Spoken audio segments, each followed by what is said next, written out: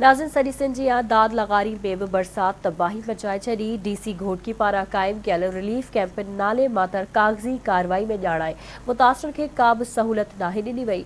खाइण पीअण जूं शयूं अणिलब आहिनि। उन हवाले से वीडियो लिंक ते मौजूद है अमजद लगारी। जी अमजद।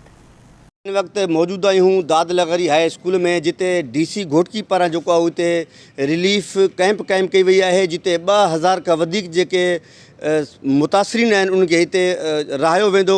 हिन वक्त असीं हिते मौजूद आहियूं ऐं उनखे ॾेखारींदासीं त हिते केतिरा ख़ानदान रहियल आहिनि ऐं उनखे हिते केतिरो जेको आहे खाधे पीते जो सामान मिले थो पियो। ख़बर न आहे किथे उन्हनि विहारिया आहिनि या ख़ाली मख़लूक विहारी आहे जेका उन्हनि जी मदद करे थी। बाक़ी हिते न माण्हुनि खे को वेहण जी सहूलियत ॾिनी वई आहे, न हिते को उन्हनि जी मदद लाइ को सोचियो वियो आहे। सबके पहिरीं डीसी साहब खे पाण खे हिते अची विज़िट करणु खपंदो। छा स्कूल इन जे क़ाबिल आहे, को माण्हू विहारण जे क़ाबिल आहे?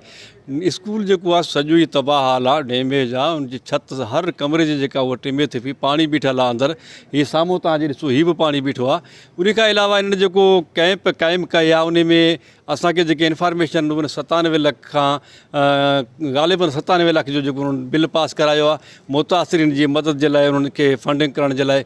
पर मां जेतिरे सम्झां थो हिते मुतासिरीन हिकिड़ो बि न आयो आहे, इंतज़ामिया का हिकिड़ो माण्हू बि न आयो आहे। इहो जेको 97 लख जो थियो आहे सिर्फ़ु हिकिड़े दाद कैंप जे हवाले सां इहो बि घपलो आहे। मेन हाई स्कूल आहे जिते जेको आहे सो रिलीफ कैंप मुक़ररु कई वई आहे। हिन स्कूल जे अंदरि कंडीशन इहा आहे, जिते जिते स्कूल जे जेको आहतो आहे उनजे अंदरि पाणी बीठल आहे, घुर जेतिरो पाणी आहे, 4 खां 5 फुट पाणी आहे। स्कूल जे अंदरि बि पाणी बीठो आहे। रिलीफ कैंप रही माण्हू हिते रहनि किथे, ऐं उनखां पोइ कोई बि जेको आहे सो नुमाइंदो लड़ी हिते नाहे लंघियो। सरकारी तौर ते ऑर्डर कयोसीं, जंहिंमें असांजा 3 टीचर, 1 चौकीदार ऐं 1 जेको आहे नाइब कासिर ड्यूटी करनि था फर्दन 24 कलाक ही स्कूल खुलियल आहे। भली रेन इफेक्टिव अचनि हिते रहनि। हिकिड़ो रेशो ॾिनल आहे त 2000 खां वधीक ख़ानदाननि खे खाधो पीतो मिलंदो, उहो हिते मुयसरु कयो वञे ऐं माण्हुनि खे हिते विहारियो वञे, उन्हनि खे टेंट ॾिना वञनि त जीअं उहे पंहिंजा मासूम ॿारड़ा ऐं पंहिंजा फैमिली वठी करे हिते रही सघनि, त जीअं माण्हुनि खे रिलीफ मिले। ऐं जेका उन पाणी गंदे पाणी पीअण जे करे जेका गैस्ट्रो जी बीमारी आहे, उन जे करे हिते डॉक्टरनि जी टीम मुक़ररु कई वञे त जीअं उन्हनि जो इलाजु थी सघे।